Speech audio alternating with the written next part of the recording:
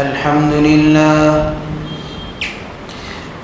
لله نحمده ونستعينه ونستغفره ونؤمن به ونتوكل عليه ونعوذ بالله من شرور أنفسنا ومن سيئات أعمالنا من يهده الله فلا مضل له ومن يضلله فلا هادي له ونشهد أن لا إله إلا الله وحده لا شريك له ونشهد أن سيدنا وسندنا ومولانا محمدا عبده ورسوله صلى الله تعالى عليه وعلى آله وأصحابه أجمعين أما بعد فأعوذ بالله من الشيطان الرجيم بسم الله الرحمن الرحيم وقالوا لن يدخل الجنة إلا من كان هودا أو نصارى تلك أمانيهم قل هاتوا برهانكم إن كنتم صادقين بلى من أسلم وجهه لله وهو محسن فله أجره عند ربه ولا خوف عليهم ولا هم يحزنون صدق الله مولانا العظيم وقالوا اور انہوں نے کہا لن يدخل الجنت ہرگز جنت میں داخل نہیں ہوگا کوئی الا مگر من کان ہودن جو ہوا یہودی او نصارا یا عیسائی تلک یہ امانیہم ان کی آرزوئیں ہیں قل آپ کہیے ہاتو لاؤ برہانکم اپنی دلیل ان کنتم صادقین اگر تم سچے ہو بلا ہاں کیوں نہیں من اسلم جس نے سپرد کر دیا وجہہ اپنے آپ کو للہ اللہ کو وہو محسن اور وہ اچھا عمل کرنے والا ہے فلہ اجرہ تو اس کے لیے اس کا اجر ہے عند ربہ اس کے رب کے پاس ولا خوف علیہم اور ان پر نہ کوئی خوف ہوگا ولا هم یحزنون اور نہ وہ غمگین ہوں گے۔ یہ ہے سورۃ البقرہ آیت نمبر 111 اور 112۔ اس آیت کے اندر اللہ تعالیٰ نے اہل کتاب کے ایک بے بنیاد اور بے دلیل دعوے کو بیان کیا ہے۔ اہل کتاب جب بولا جاتا ہے تو عام طور پر ہمارے ذہنوں کے اندر دو قومیں آتی ہیں، ایک یہودی اور ایک عیسائی۔ یہودی جو تھے وہ حضرت موسیٰ علیہ السلام کو ماننے والے اور تورات پر ایمان رکھنے والے، ان کے دعوے کے مطابق، حالانکہ یہ نہ موسیٰ علیہ السلام کو صحیح طور پر انہوں نے ایکسیپٹ کیا، قبول کیا، اور نہ تورات پر ان کا ایمان صحیح تھا، لیکن ان لوگوں کو یہودی کہا جاتا ہے۔ عیسائی اور نصارہ ایک ہی گروہ کے دو نام ہیں۔ حضرت عیسیٰ علیہ السلام کو جو لوگ فالو کرتے تھے اور انجیل کو جو لوگ ماننے والے تھے، ان کو نصارہ کہتے ہیں۔ نصارہ اس لیے کہتے ہیں کہ حضرت عیسیٰ علیہ السلام کی جس علاقے میں ولادت ہوئی اس علاقے کا نام ناصرہ تھا، تو اس کی طرف منسوب کرتے ہوئے ان کو نصارہ کہا جاتا ہے۔ اور عیسائی اس لیے کہا جاتا ہے کہ حضرت عیسیٰ علیہ السلام کو یہ لوگ مانتے ہیں، اس لیے ان کو عیسائی کہا جاتا ہے۔ تو یہ اہل کتاب جب بولا جاتا ہے تو یہ دو گروہ ہمارے ذہنوں کے اندر آتے ہیں۔ تو یہ مختلف دعوے کیا کرتے تھے، اور ان کے دعوے کسی دلیل کے اوپر موقوف نہیں تھے۔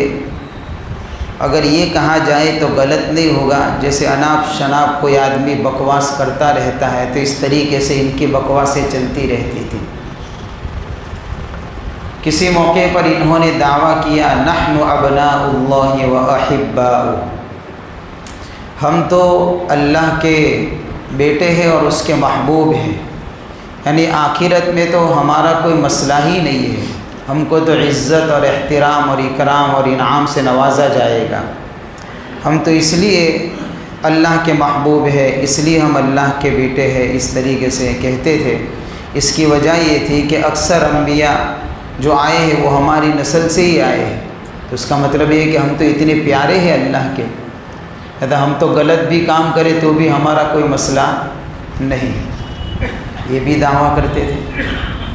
اسی طریقے سے ان کے ایک دعویٰ یہ بھی تھا وَقَالُوا لَن تَمَسَّنَا النَّارُ إِلَّا أَيَّامًا مَّعْدُودَةً، کہ جہنم کے اندر ہم جائیں گے ہی نہیں، ہم کو عذاب دیا ہی نہیں جائے گا، اور اگر جانے کی نوبت آئی تو چند گنے چنے دن، مفسرین نے لکھا ہے کہ گنے چنے دن کا مطلب یہ ہے کہ لوگ ایسا سمجھتے تھے کہ حضرت موسیٰ علیہ السلام جو کوہ طور پر تشریف لے گئے 40 دن، تو اس وقت ان کی قوم کے اندر جو گوسالہ پرستی کا فتنہ برپا ہوا، تو یہ جو جرم ہوا ان سے، تو کتنے دن کا جرم ہوا، بس اتنے ہی دن گویا کہ ہم کو جہنم میں ڈالا جائے گا 40 دن، اس سے زیادہ ہم کو جہنم کی آگ چھوئے گی نہیں۔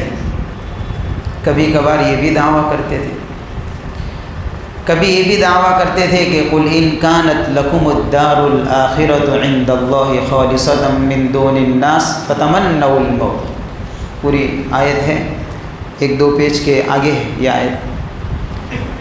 تو اس کے اندر انہوں نے ایک دعویٰ یہ بھی کیا کہ بھئی آخرت کا جو گھر ہے وہ تو ہمارے ہی لیے تو ہے، اور کس کے لیے ہے، ہمارے علاوہ کسی کو ملے گا نہیں، وہ تو ہم ہی ٹھیکیدار ہیں۔ تو یہ بھی دعوے کرتے تھے، اور کسی بھی دعوے کے اوپر کوئی معقول دلیل ان کے پاس تھی نہیں۔ اسی طریقے سے انہوں نے ایک دعویٰ کیا، یہ جو اس آیت کے اندر پڑھا میں نے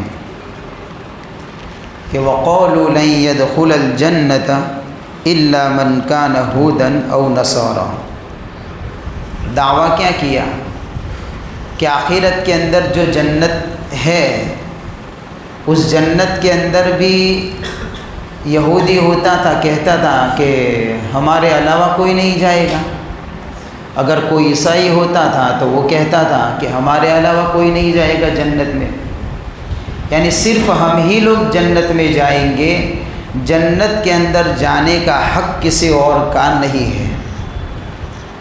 اب یہ ان کا دعویٰ تھا، بہت بڑا دعویٰ تھا ان کا۔ اب ظاہر سی بات ہے اتنے بڑے دعوے کے پیچھے دلیل تو ہونی چاہیے، محض خالی دعویٰ کر دینا، دلیل نہ دینا، یہ تو پھر بکواس ہی تو کہیں گے، اس کو دوسرا کیا کہیں گے کہ خواہ مخواہ کی بکواس کرتے رہتے ہیں۔ تو انہوں نے جب یہ دعویٰ کیا کہ بھئی جنت کے اندر تو صرف ہم ہی جائیں گے، یہودی نے بھی ایسا دعویٰ کیا اور اہل کتاب میں سے عیسائیوں نے بھی ایسا دعویٰ کیا۔ یہودی ایسا سمجھ رہے تھے کہ ہمارے علاوہ کوئی نہیں جائے گا جنت میں، عیسائی ایسا سمجھ رہے تھے کہ بھئی ہمارے علاوہ کوئی نہیں جائے گا جنت میں۔ جب یہ دعویٰ کیا تو ان کو کہاں گیا کہ اتنا بڑا دعویٰ ہے تو اس کے اوپر کوئی دلیل ہے تمہارے پاس؟ کیا اللہ کے کسی فرشتے نے تم کو ایسا پروانہ کوئی لکھ کر دیا ہے؟ تمہاری جو آسمانی کتابیں یعنی کہ تورات ہے، انجیل ہے وغیرہ ہے، تو اس کے اندر کوئی ایسا یعنی کہ اللہ تعالیٰ نے اس طریقے سے اپنا کوئی کلام ارشاد فرمایا ہے کہ تم اتنا بڑا دعویٰ کرتے ہو تو کوئی دلیل تو لاؤ؟ بغیر دلیل کے صرف دعوے، اس کا کیا مطلب؟ تو دلیل تو کوئی تھی نہیں، کسی فرشتے کے ذریعے سے یا جبرائیل کے ذریعے سے ایسے جنت کا سرٹیفکیٹ تو ان کو پکڑا ہی نہیں گیا تھا۔ کہ ایسا سمجھ لے کہ بھئی جنت تو ہماری ہی ہے۔ یہ صرف ان کی آرزوئیں تھیں، ان کی تمنائیں تھیں، اور تمنا سے کچھ ہوتا نہیں ہے۔ خواہ مخواہ کی آرزوئیں لگانی نہیں چاہیے، یہ شیطانی دھوکہ ہوتا ہے۔ امیدیں لگانا یہ شیطان کا دھوکہ ہے۔ بہت سی مرتبہ آدمی ہم امید لگاتے ہیں، بھئی یہ ہے وہ ہے، طرح طرح کے لوگ امیدیں لگاتے رہتے ہیں، تو امیدوں سے کچھ کام بنتے نہیں ہیں۔ اگر کوئی دعویٰ ہے تو پھر اس کے پیچھے دلیل چاہیے، یا کوئی نتیجہ چاہیے تو اس کے پیچھے محنت چاہیے تو نتیجہ ملے گا۔ محنت نہیں کرنی ہے، قربانی نہیں دینی ہے، وہ جنت والے اعمال نہیں کرنے ہیں، جو تم کو کہا جاتا ہے ان باتوں کو ایکسیپٹ نہیں کرنا ہے، ان کو قبول نہیں کرنا ہے، ساری باتوں کو تو ٹھکرا رہے ہو، نہ تورات کو مانتے ہو، تم یہودی ہو، اور نہ آخری نبی آخر الزمان صلی اللہ علیہ وسلم پر ایمان لانے کے لیے تیار ہو، نہ قرآن کے احکامات کو قبول کرنے کے لیے تیار ہو، کسی بھی بات کو ایکسیپٹ کرنے کے لیے تیار نہیں ہو، تو صرف یہ آرزوئیں لگانا، یہ امیدیں لگانا کہ جنت میں ہمارے علاوہ کوئی نہیں جائے گا، یہ سب سے بڑی بے وقوفی ہے۔ یہ بے وقوفی ہے سب سے بڑی، کہ جنت میں کوئی نہیں جائے گا۔ تو ان کے دعوے کے اوپر اللہ تعالیٰ نے جنت میں جانے کا ایک اصول بیان فرمایا اس میں، کہ جنت میں جائے گا تو کون جائے گا، کہ دو چیزیں ایسی ہیں جس کی زندگی کے اندر ہوگی تو اللہ تعالیٰ اس کو جنت کا داخلہ نصیب کریں گے، اور اخروی اعتبار سے اس کو نجات ملے گی۔ ان دو چیزوں کو اپنانا پڑے گا۔ اب چاہے کوئی یہودی ہو، کوئی عیسائی ہو، کہ کوئی مسلمان ہو، اس روح کو اپنے اندر لانا پڑے گا، اس حقیقت کو اپنے اندر اتارنا پڑے گا۔ جو اس حقیقت کو اپنے اندر اتارے گا تو اللہ تعالیٰ اس کے لیے آخرت کے اندر نجات کا فیصلہ فرمائیں گے اور جنت کا داخلہ نصیب ہوگا۔ اس کے اصول پر آ جاؤ۔ وہ اصول کیا ہے؟ تو تل کا معنی، ان کی تو آرزوئیں تھیں، قُلْ هَاتُوا بُرْهَانَكُمْ إِن كُنتُمْ صَادِقِينَ۔ ان کو کہا گیا کہ اگر تم سچے ہو تو پھر لے آؤ کوئی دلیل تمہارے اوپر، جو جنت میں داخلے کا دعویٰ کیا اس کے اوپر کوئی دلیل لے آؤ۔ تو دلیل تو لائی نہیں، اس لیے کہ دلیل تو تھی ہی نہیں، یہ تو خواہ مخواہ کی بکواس تھی۔ تو آگے اللہ تعالیٰ نے اصول بیان فرمایا، بَلَا مَنْ أَسْلَمَ وَجْهَهُ لِلَّهِ وَهُوَ مُحْسِنٌ فَلَهُ أَجْرُهُ عِندَ رَبِّهِ وَلَا خَوْفٌ عَلَيْهِمْ وَلَا هُمْ يَحْزَنُونَ۔ جائے گا جنت میں، کون جائے گا؟ جس کے اندر دو چیزیں ہوگی، اللہ اس کے لیے اخروی اعتبار سے نجات کا فیصلہ فرمائیں گے، جنت کا داخلہ نصیب ہوگا۔ اس میں سے ایک چیز، من اسلم وجہہ للہ، جو اپنے آپ کو اللہ کے حوالے کر دے، جس کے عقائد صحیح ہو، جس کی توحید صحیح ہو، جس کا ایمان صحیح ہو، جس نے اپنے آپ کو رب کے سامنے جھکا دیا ہو۔ اسلمت وجہی للہ ومن اتبعن، جو اس بات کا اقرار کرے کہ میں نے اپنے آپ کو اللہ کے حوالے کر دیا اور ان لوگوں نے بھی اللہ کے حوالے کر دیا جو میرے متبعین ہیں۔ یہ اقرار کرو، پہلے عقیدے تو صحیح کرو، ایمان تو صحیح کرو۔ من اسلم وجہہ للہ کے اندر یہی مراد ہے کہ عقائد صحیح ہونے چاہیے، ایمان مضبوط ہونا چاہیے۔ اگر ایمان مضبوط نہیں ہوگا تو خواہ مخواہ کے دعوے کام کریں گے نہیں۔ اس لیے اللہ تعالیٰ نے ایسے لوگوں کی مثال بیان فرمائی کہ جو کام تو کرتے ہیں یا پھر امیدیں لگاتے ہیں، کام بام کرنا نہیں ہے، تو ان کے کام کیسے ہوتے، ان کے اعمال کیسے ہوتے، ان کے نتائج کس طریقے سے ظاہر ہوتے، اللہ نے ان کی مثال بیان فرمائی قرآن کے اندر دوسری جگہ پر، والذین کفروا اعمالهم کسراب بقیعۃ یحسبہ الظمآن ماء حتی اذا جاءہ لم یجدہ شیئا۔ وہ لوگ جو کفر کرتے ہیں ان کے اعمال کی مثال ایسی ہے جیسے چمکتی ہوئی ریت ہے۔ آپ اگر کسی چٹیل میدان کے اندر یا کچھ کا رن جو بولتے ہیں، بالکل جنگ ایک دم چٹیل میدان ہے اور سخت دھوپ کے اندر کوئی آدمی چلا جائے اور پھر دور سے دیکھے تو اس کو چمکتی ہوئی ریت نظر آئے گی۔ وہ ریت اس طریقے سے چمکتی ہے کہ دور سے دیکھنے والا اس کو پانی گمان کرتا ہے، اور کوئی پیاسا جب ایسے میدان کے اندر پیاس کی شدت سے تڑپنے لگتا ہے تو اس کو پانی سمجھتے ہوئے اس کی طرف بھاگتا ہے، جوں جوں قریب جاتا ہے، جس طریقے سے قریب ہوتا ہے اس کا دھوکہ کھلتا چلا جاتا ہے، اور جب پاس میں پہنچتا ہے تو پتہ چلتا ہے کہ جس کو میں نے پانی سمجھا تھا، جس کو میں نے کامیابی سمجھا تھا، جس کو میں نے حقیقت سمجھا تھا، یہ چیز حقیقت نہیں ہے، تو میرے آنکھوں کا دھوکہ تھا۔ اسی بات کو اللہ نے بیان فرمایا، والذین کفروا اعمالهم کسراب بقیعۃ یحسبہ الظمآن ماء۔ وہ لوگ جنہوں نے کفر کر دیا، جن کے عقائد صحیح نہیں ہے، جو انکار کرنے والے ہیں، ان کے اعمال کی مثال ایسی ہے جیسے چمکتی ہوئی ریت ہے کسی چٹیل میدان کے اندر، پیاسا اس کو پانی گمان کرتا ہے، یحسبہ الظمآن ماء حتی اذا جاءہ، اور جب یہ اس کے پاس آتا ہے، یعنی پانی کی طلب کے اندر ایک چمکتی ہوئی ریت کے پاس آتا ہے، لم یجدہ شیئا، پاس میں آتا ہے تو کچھ ہاتھ نہیں آتا، اس کی آنکھوں کا دھوکہ کھل جاتا ہے۔ محض دعووں کے ذریعے سے امیدیں لگانے والوں کی مثال ایسی ہے کہ یہ تو دھوکے میں پڑے ہوئے ہیں کہ کچھ ملے گا نہیں، اس لیے کہ عقائد ہی صحیح نہیں ہے۔ اس لیے اللہ نے دوسری جگہ پر بیان فرمایا، قُلْ هَلْ نُنَبِّئُكُم بِالْأَخْسَرِينَ أَعْمَالًا، اللہ فرماتے ہیں کیا ہم تم کو بتائیں ایسے لوگ جو عمل تو کرتے ہیں لیکن خسارے والے ہیں۔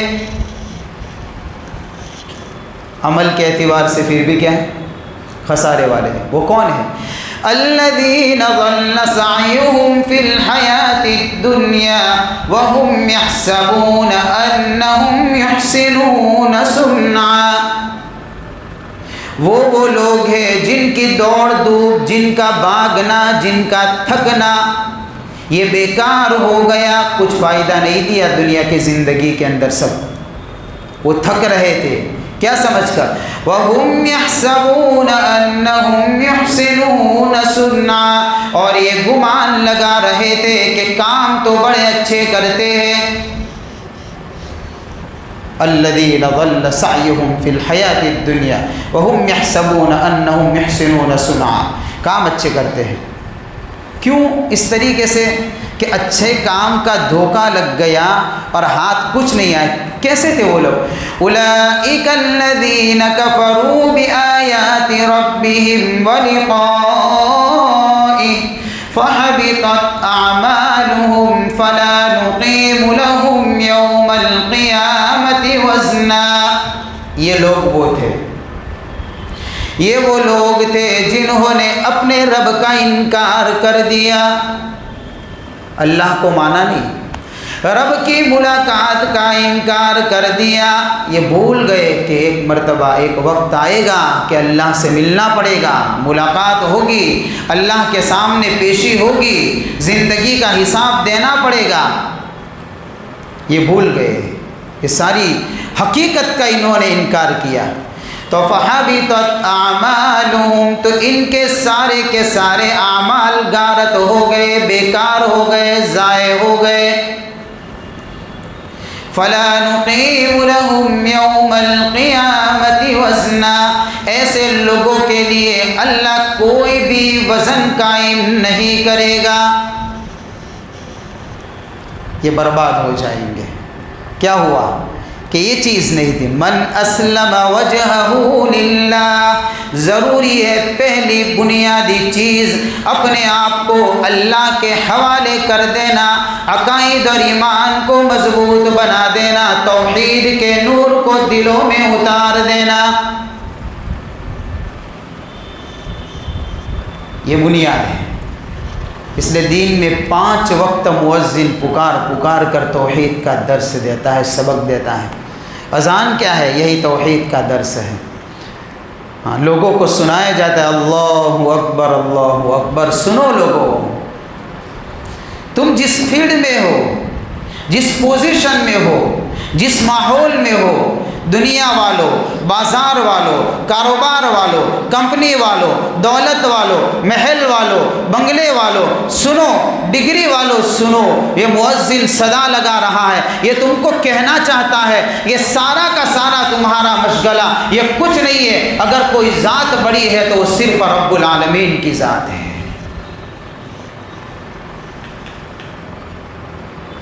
یہ صدائیں ہی اسی لیے لگائی جاتی ہیں تاکہ توحید کے متوالے اس توحید کی صدا کو سنیں، اللہ کے دربار کے اندر آ جائے اور توحید کا جو اقرار کیا ہے عمل کے ذریعے سے ثبوت پیش کرے. اگر اللہ کو ایک مانا ہے، آئیے، اللہ کہتے میرے دربار میں آئیے، اللہ نے بلایا ہے، یہ ایمان ہے. ہاں، اس کو توحید بولیں گے. حضرت ابراہیم علیہ السلام کا آگ میں پھینکا گیا، پورا منظم طریقے سے ان کے لیے آگ جلائی گئی، بھڑکتے شعلے والی آگ تھی. توحید کس کو کہتے ہیں؟ ایمان کس کو کہتے ہیں؟ پاور کس کو کہتے ہیں؟ ایسے شعلے بھڑک رہے تھے، بڑی زبردست آگ جلائی گئی، حتیٰ کہ حضرت ابراہیم کو آگ میں ڈالنے کے لیے قریب بھی کوئی نہیں جا سکتا تھا. ان کے لیے اس طریقے سے وہ بنایا گیا کہ اس کے ذریعے سے گھما کر گویا کہ پھینکا گیا. علماء نے کہا ہے دور سے پھینکا گیا ان کو آگ میں. توحید میں بتانا چاہتا ہوں کس کو کہتے ہیں. تو یہ سارا نظام بنا حضرت ابراہیم علیہ السلام کو. کیوں؟ توحید کی دعوت لے کر اٹھے تھے اور اسی توحید کا درس دیا تھا. یہی وجہ تھی کہ ان کی قوم کو توحید کا سبق سمجھ میں نہیں آیا. نمرود نے اور آزر نے ان کے لیے ایسی فلک بوس یعنی کہ اس طریقے سے بڑے بھڑکتے شعلے والی آگ تیار کر دی.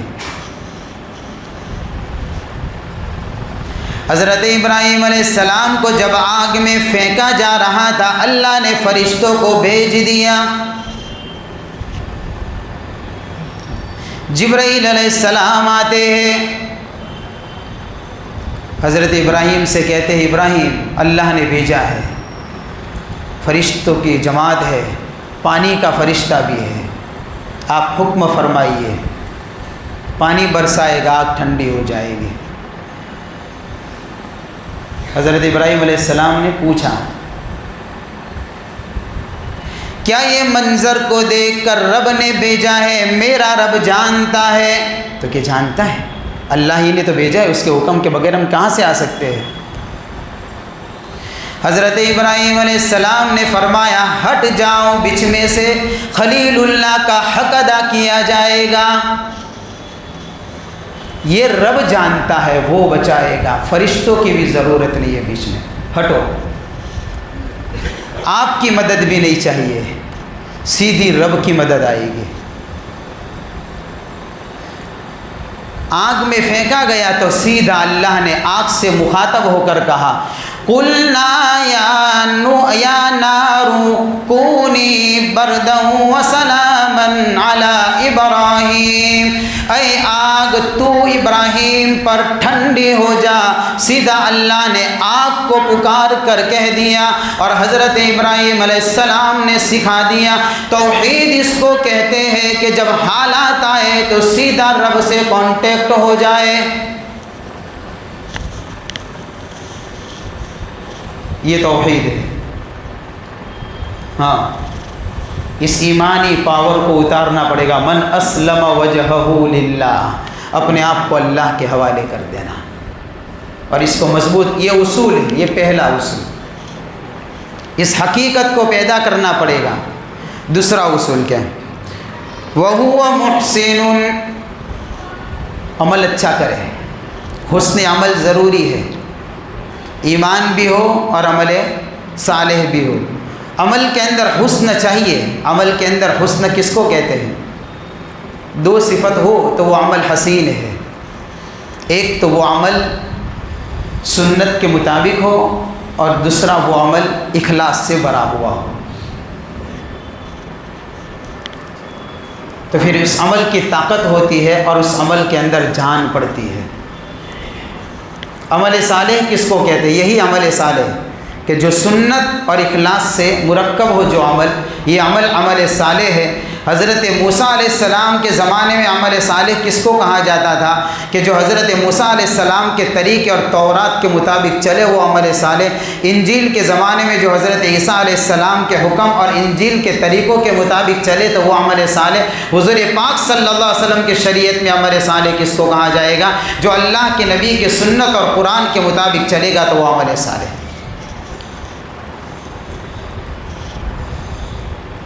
جو اپنے عمل کو اس طریقے سے بنائے گا جو سنتوں سے بھی لبریز ہو عمل اور ریاکاری سے پاک ہو. یہ اصول ہے. اس حقیقت کو زندگی میں اتارنا پڑے گا. تو کہا جائے گا کہ تم اپنے دعوے میں کسی حد تک آدمی یہ امید لگا سکتا ہے، دعویٰ تو پھر بھی نہیں کرنا چاہیے کہ اللہ کی ذات سے امید ہے کہ اللہ اس بندے کو اخروی نجات عطا فرمائے گا. ورنہ جو عمل بظاہر شریعت کی روشنی میں نظر آتا لیکن اس عمل کے اندر اخلاص نہیں ہے یا سنت نہیں ہے تو وہ عمل صالح نہیں ہے، وہ عمل اچھا عمل نہیں ہے. اس عمل کا نتیجہ کوئی نہیں ملے گا، اس عمل کا فائدہ نہیں ہوگا. چنانچہ اللہ فرماتے قرآن میں ان المنافقین یخادعون اللہ وهو خادعهم. یہ منافقین عمل کرتے تھے وہ بھی، ہاں اچھا کام تو ظاہر میں تو وہ بھی کرتے تھے لیکن دھوکہ والا کام تھا ان کا. اور وہ ایسا سمجھتے تھے کہ جیسے کہ وہ اچھے کام کر کے گویا کہ اللہ کو دھوکہ دیتے ہیں، لیکن حقیقت یہ تھی کہ یہ تو خود اپنے آپ کو دھوکے میں ڈال رہے تھے. ان المنافقین یخادعون اللہ وهو خادعهم. کیا کرتے تھے؟ ان کا عمل کیسا تھا؟ وَإِذَا قَامُوا إِلَى الصَّلَاةِ قَامُوا كُسَالَىٰ يُرَاءُونَ النَّاسَ. جب نماز کے لیے کھڑے ہو جاتے تھے تو بڑے سست بن کر کھڑے رہا کرتے تھے، لوگوں کو دکھانے کے لیے نماز پڑھتے تھے. ان کی نمازوں میں اخلاص نہیں ہوتا تھا، نبی کا طریقہ نہیں ہوتا تھا. ایسی نمازیں پڑھتے تھے. لوگ کہیں گے کہ میں بھی مسلمان ہوں، لہذا پڑھنی پڑے گی نا. اگر نہیں پڑھیں گے تو لوگ شک کریں گے بھئی مسلمان نہیں. تو یراؤون الناس ولا یذکرون اللہ الا قلیلا. اللہ کو یاد بھی نہیں کرتے تھے مگر بہت تھوڑا سا موقع مل جاتا تھا. مطلب پرستی چھپی ہوتی تھی تو کبھی کبھار اللہ کو بھی یاد کر لیا کرتے تھے، ورنہ ان کی زندگیاں سنت اور اخلاص سے خالی تھی. عمل تو کرتے تھے، ان کے عمل کے اندر نبی کا طریقہ نہیں تھا اور ان کے عمل کے اندر اخلاص نہیں تھا. اس کو عمل صالح نہیں کہیں گے. پھر یہ قرآن کے اصول سے ہٹ گیا. پھر وَهُوَ مُحْسِن کہا ہے جو اچھا عمل کرے، اور اچھے عمل کا مطلب یہ ہے کہ جو سنت اور اخلاص والا عمل کرے. اس عمل کے اندر 100% نبی کے طریقے ہونے چاہیے، سنتیں ہونی چاہیے. حتیٰ کہ نماز جیسی عظیم الشان عبادت کو اگر سنتوں سے خالی کر دیا اس نماز کے اندر وزن نہیں رہے گا. اس لیے اللہ نے دوسری جگہ پر فرمایا فَوَيْلٌ لِّلْمُصَلِّينَ الَّذِينَ هُمْ عَنْ صَلَاتِهِمْ سَاهُونَ الَّذِينَ هُمْ يُرَاءُونَ. تباہی ہے، بربادی ہے ان لوگوں کے لیے جو نماز پڑھتے ہیں،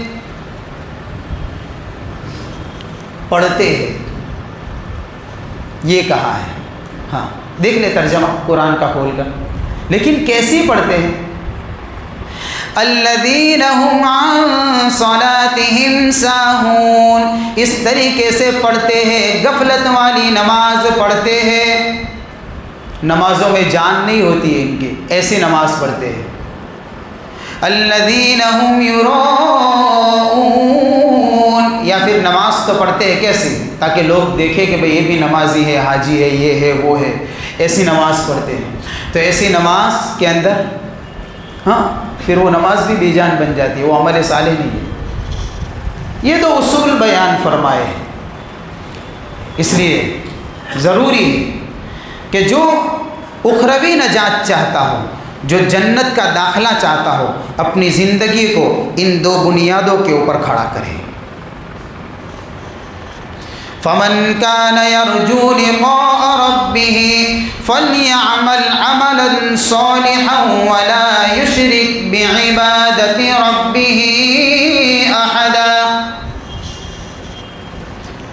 جو اپنی رب کی ملاقات کی امید لگائے بیٹھا ہے، اس کو یقین ہے کہ میں اپنے رب سے ملنے والا ہوں، تو کیا کریں؟ فَلْيَعْمَلْ عَمَلًا صَالِحًا، نیک عمل کرے۔ پھر چاہیے کہ اس کو اپنی زندگی کو اعمال سے منور کرے۔ وَلَا يُشْرِكْ بِعِبَادَةِ رَبِّهِ أَحَدًا، اللہ کی عبادت کے اندر کسی چیز کو بھی شریک نہ بنائے۔ ہر طرح کے شرک سے اللہ کی عبادت پاک ہو، شرک جلی سے اور شرک خفی سے، بڑے شرک سے بھی اور چھوٹے شرک سے بھی۔ بڑا شرک کفر والا، چھوٹا اور چھپا ہوا شرک وہ ریاکاری ہے۔ اس سے عبادت کو پاک کرنا پڑے گا، اور پھر وہ عمل کو اللہ کے دربار میں جو بندہ پیش کرے گا تو اللہ تعالیٰ اس کے عمل کو قبول کریں گے۔ تو یہ بات، یہ اصول اللہ نے بیان فرمایا۔ بلا من اسلم وجهه للہ وهو محسن، ہاں کیوں نہیں، یعنی جنت میں جائے گا وہ بندہ جس نے اپنی زندگی کو ان دو بنیادوں پر کھڑا کر دیا۔ ایک بنیاد تو یہ ہے اپنے آپ کو رب کے حوالے کر دے، ایمان کے پاور کو مضبوط بنا دے۔ دوسری بنیاد یہ ہے کہ اعمال کے اندر مضبوط بن جائے۔ فَلَهُ أَجْرُهُ عِندَ رَبِّهِ، تو اللہ ایسے بندے سے وعدہ فرماتے ہیں جب رب کے پاس پہنچے گا تو اس کے اس ایمان اور عمل کے اوپر اللہ اجر سے نوازیں گے، پھر اللہ اجر دے دیں گے اس کو، اس کا بدل ملے گا۔ وہ بدل کیا ہوگا؟ وہ اللہ اپنے اعتبار سے پھر دیں گے۔ لیکن ایک انعام اللہ نے اندر بیان کیا ہے کہ کتنا بڑا انعام ملے گا۔ وَلَا خَوْفٌ عَلَيْهِمْ وَلَا هُمْ يَحْزَنُونَ، جب اللہ کے دربار کے اندر ایسے بندے پہنچیں گے جن کی زندگی ان دو بنیادوں کے اوپر مضبوط تھی، تو میدان محشر کے اندر جب سارے کے سارے لوگ طرح طرح کی پریشانی میں مبتلا ہوں گے، بڑا بھیانک اور ہولناک منظر ہوگا وہ۔ ہاں سورج کہتے ہیں بھئی ایک بالشت کے برابر، اتنا قریب آ گیا ہوگا۔ لوگ اپنے اپنے اعمال کے حساب سے اپنے پسینے میں ڈوبے ہوئے ہوں گے۔ کیسا بھیانک منظر ہوگا کہ قرآن کے اندر اللہ نے سورہ عبس میں اس کے منظر کشی کی ہے۔ کوئی کسی کا ساتھ نہیں دے گا۔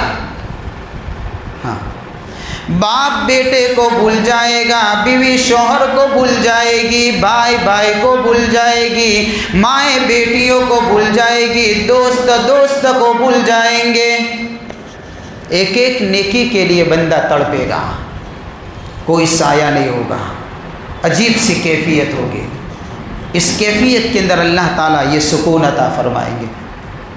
اس وقت ایسے بندوں کے اوپر جنہوں نے اپنی زندگی کو اس طریقے سے پاکیزہ بنایا ہوگا، ان پر نہ کوئی خوف ہوگا نہ وہ غمگین ہوں گے۔ پھر وہ غمگینی اور وہ خوف اور وہ دہشت وہ ہولناکی کی وہ گھبراہٹ کہ ایسے بندوں پر نہیں ہوگی. پھر تو اللہ ایسے بندوں کو تو عجیب و غریب انعام سے، اکرام سے، اسٹیٹس سے، مقام سے، رتبے سے نوازیں گے. ان کو کوئی خوف نہیں ہوگا. خوف الگ چیز ہے، غم الگ چیز ہے. ہاں، خوف آگے آنے والے حالات سے کوئی بندہ ڈر جائے، اس کو خوف کہتے ہیں. اور غم پیچھے چھوٹی ہوئی چیزوں کو چھوٹنے کی وجہ سے بندہ غم کرے تو اس کو غم کہتے ہیں.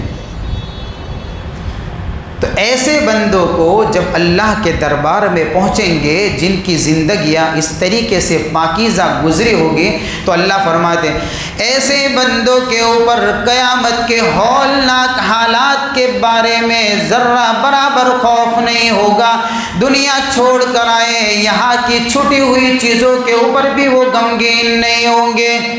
یہ ہے وَلَا خَوْفٌ عَلَيْهِمْ وَلَا هُمْ يَحْزَنُونَ. ان پر نہ کوئی خوف ہوگا نہ وہ غمگین ہوں گے. یہ اصول بتا دیا.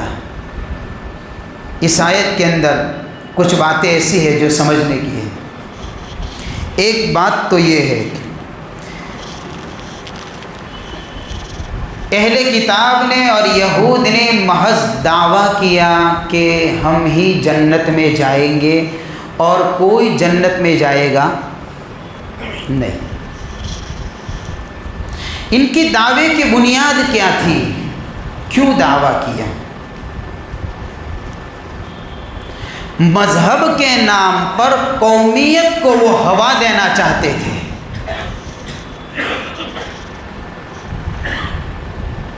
ان کو دین مذہب سے کوئی مطلب نہیں تھا.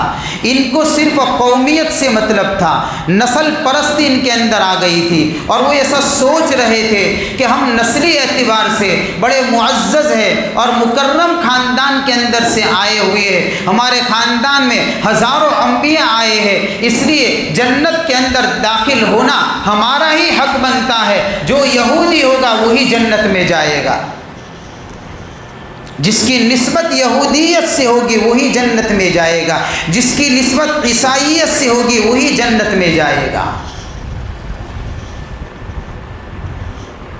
یہ ان کی دعوے کی بنیاد تھی.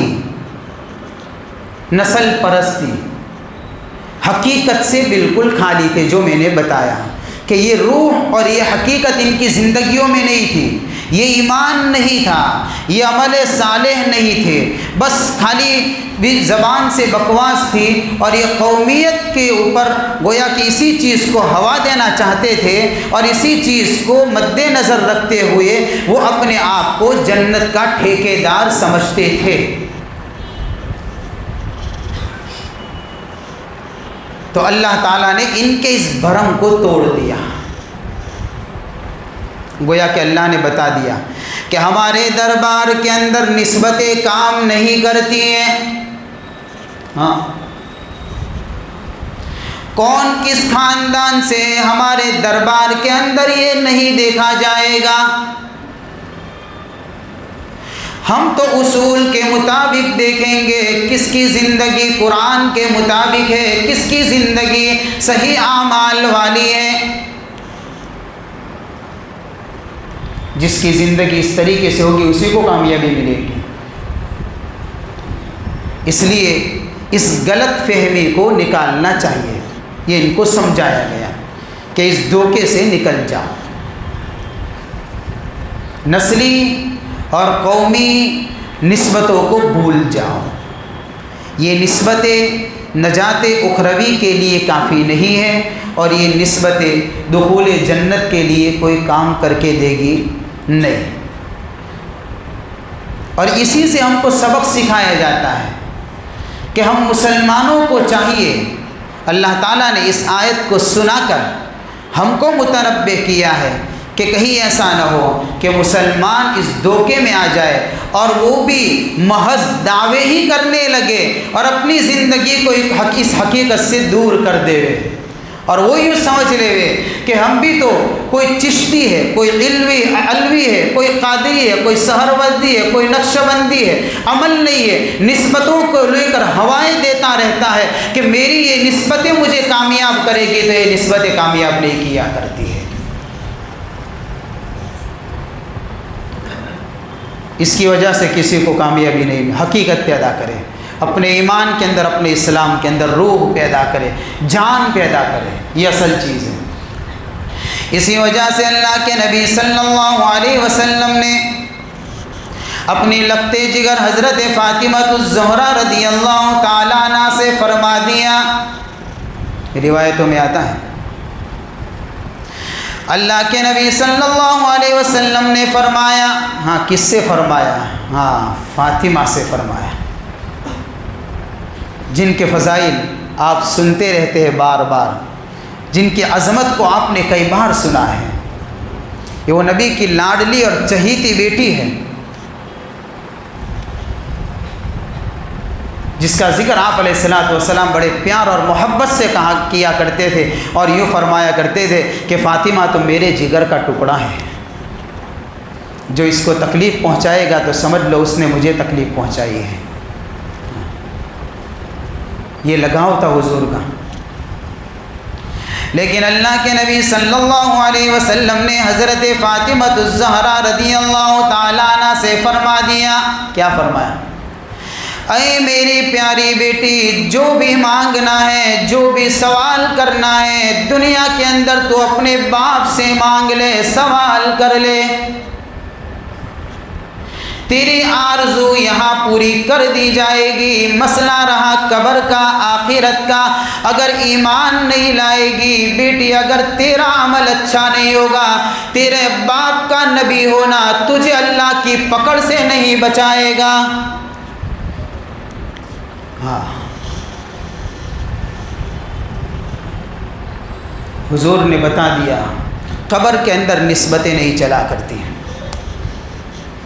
قبر کے اندر یہ چیزیں نہیں چلا کرتی، اس لیے اس بھرم کو نکالتے ہوئے، اور آج اسی چیز نے، قرآن نے ہم کو روکا، ہم کو متنبہ کیا، ہم کو باخبر کیا، تاکہ ہم یہودیت والی سوچ پیدا نہ کریں، تاکہ نصرانیت والی بیماری میں ہم ڈوب نہ جائیں۔ لیکن کیا کرے کہ پھر بھی یہ بیماری ہم کو لگ گئی، ہم بھی نسبتوں کی دامن پکڑ کر کھڑے ہو گئے اور اپنے آپ کو اس حقیقت سے دور کر دیا۔ یاد حقیقت والا اسلام زندگیوں میں نہیں رہا، حقیقی مسلمان ہم باقی نہیں رہے، ہماری زندگی میں رسمی اسلام اور رسمی مسلمان ہو گئے ہم۔ چنانچہ اللہ کے نبی صلی اللہ علیہ وسلم نے فرمایا، ایک زمانہ آئے گا، قیامت کے قریب ایک زمانہ آئے گا، اسلام باقی نہیں ہوگا، صرف نام باقی رہ جائے گا، قرآن نہیں ہوگا، صرف اس کا رسم باقی رہ جائے گا، حقیقت سے خالی ہوگی یہ چیزیں۔ روایتوں میں آئے گا ایک زمانہ، صرف اسلام کے لوگ چرچے کریں گے اور اپنے آپ کو مسلمان سمجھیں گے، لیکن اسلام کے میدان کے اندر اور دین کے اندر جب حقیقت کے اوپر اتارا جائے گا یا جانچا جائے گا تو زندگیاں حقیقی اسلام سے کوسوں دور نظر آئے گی، کوسوں دور نظر آئے گی۔ یہ جتنے بھی حالات بدلتے ہیں اور جتنے بھی حالات بگڑے ہوئے ہیں، ایک غلط فہمی ہے ہماری، ہم دیکھتے نہیں ہیں مسلمانوں کو مارا جاتا ہے، کاٹا جاتا ہے، لوٹا جاتا ہے، ان کے مال کو، ان کی عزتوں کو، ان کے مساجد پر، ان کے مدارس پر، ان کے مکاتب پر راستے چلتے بے قصوروں کو اٹھا کر جیلوں کے سلاخوں کے پیچھے ٹھونسا جاتا ہے اور بے قصوروں کے اوپر گولیاں چلائی جاتی ہے، اور پتہ نہیں کس کس طریقے سے اپنے کام کو انجام دیا جا رہا ہے۔ کیا غلط فہمی؟ غلط فہمی یہ ہے کہ لوگ یہ سمجھتے ہیں کہ ہم مسلمان ہیں تو ہم کو مارا جاتا ہے، سوچ غلط ہے۔ حقیقت یہ ہے کہ ہم مسلمان تو ہے، رسمی مسلمان ہے، اسلام کی اصل جو حقیقی پاور تھا اس کو چھوڑ دیا گیا ہے، اسی وجہ سے ہم کو مارا جاتا ہے۔ اسلام کا حقیقی پاور نہیں رہا ہمارے اندر، ورنہ جس کی زندگی اس حقانیت سے بھرپور ہوتی ہے، اللہ کی مدد تو اس کے ساتھ قدم قدم پر ہوا کرتی، وہ کبھی پریشان نہیں ہوتے وہ بندے۔ ایسے بندوں پر حالات نہیں آتے۔ اس لیے یہ سارے حالات کے آنے کی وجہ مسلمان ہونا نہیں ہے، سارے حالات کے آنے کی وجہ اسلام کا چھوڑنا ہے۔ حقیقی اسلام کو چھوڑنا ہے۔ رسمی اسلام تو ہے، حقیقی اسلام کو چھوڑنا ہے۔ علامہ اقبال نے بڑی عجیب شعر کہا تھا کہ وضع میں تم ہو نصارا تو تمدن میں ہنود، وضع میں تم ہو نصارا تو تمدن میں ہنود، یہ مسلمان ہیں جنہیں دیکھ کر شرمائیں یہود۔ یعنی ہماری وضاقتہ اگر دیکھیں گے تو یہودیوں کی طرح ہے، عیسائیوں کی طرح ہے، کلچر دیکھیں گے تو غیر مسلموں سے ملتا جلتا ہو چکا ہے، بلکہ ہمارے رسم و رواج کے اندر اکثر ایسی باتیں آ چکی ہے کہ جو یوں سمجھیے کہ یہ ان کے اندر تھی، ہمارے اندر آ چکی ہے۔ وضع میں تم ہو نصارا تو تمدن میں ہنود، یہ مسلمان ہیں جنہیں دیکھ کر شرمائے یہود۔ اور پھر ہمارے کلچر کو، یہ ملے جلے کلچر کو جب یہ قوم دیکھتی ہے تو پھر وہ بھی شرم محسوس کرتی ہے کہ وہ یہ مسلمان جا رہا ہے، دیکھو اس کو اپنے آپ کو مسلمان کہتا ہے۔ یہ حال ہو چکا ہے کہ باطل قوم ہستی ہے، تم سید بھی ہو، مرزا بھی ہو، افغاں بھی ہو، تم سید بھی ہو، مرزا بھی ہو، افغاں بھی ہو، تم سبھی کچھ ہو، بتاؤ تو صحیح مسلمان بھی ہو۔ ہاں، علامہ اقبال کا شعر ہے، بتاؤ تو صحیح مسلمان بھی ہو۔ ساری نسبتیں صحیح ہماری جگہ کے اوپر جو لگی ہوئی ہے، کیا ہمارے ساتھ میں نسبت اسلام مضبوطی کے ساتھ میں لگی ہوئی ہے؟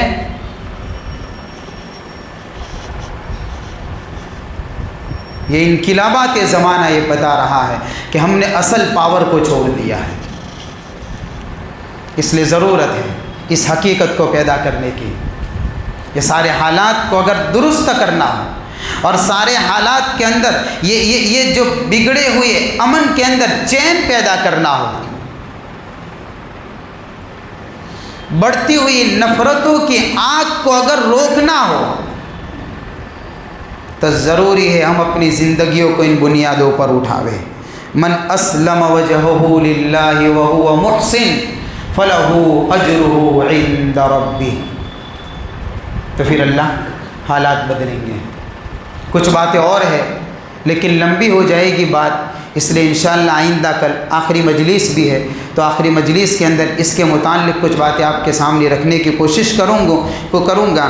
اللہ تعالی ہمیں صحیح اسلام سے ہمارا صحیح رشتہ اللہ ہمارا جوڑ دے۔ وآخر دعوانا الحمدللہ رب العالمین۔